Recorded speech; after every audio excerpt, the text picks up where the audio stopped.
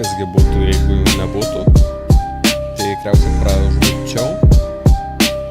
Bet reikia keltis, prisiversti būti savimi, ne mirti kopija. Dievas siuntė tave originalų, ne parodiją. Gyvenime daug kas nutinka taip žiaurus, prislėgia prie žemės, o jei leisis ir toliau būsi spaudžiamas. Visi mes žmonės klisti įprasta, bandai kažką, keliasi prasmes, bet didžiausia klaida, kad net nebandai, tiesiog gyveni, kad gyvens, turime laiką su draugais.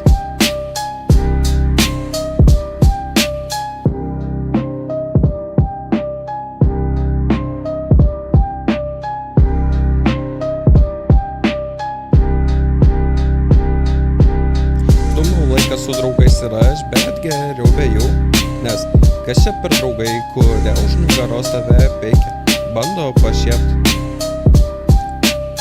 Daug momentų patirta buvo ir gerų draugų, bet keliai išsiskyrė.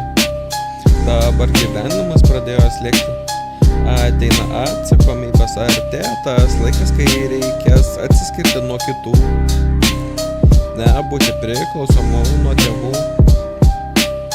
Jiems jau ateina laikas išeiti, vėliau ir tau tas laikas ateis.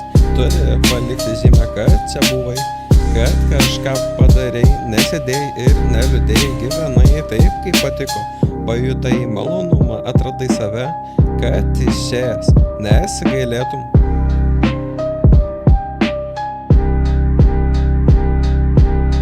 Yra momentų, dėl kurių ir aš gailiuosi, juos geriau pamiršti, atsiversti naują lapo pusę, pradėti viską iš naujo nuo ryto šviesos blyksnio. Už nugaros palikti viską tai, kas buvo nyksmo. Kol nesusiimsi, tol nieko nepasieksi. Mėgom laiką leisti mes smagiai, bet viskam savas laikas. Tam atėjo galas. Reikia koncentruotis į tai, kas tave traukia, kad galėtum pasiekti tai, ko nori. Gyvenime reikia siekti, kad išėjęs nesigailėtum.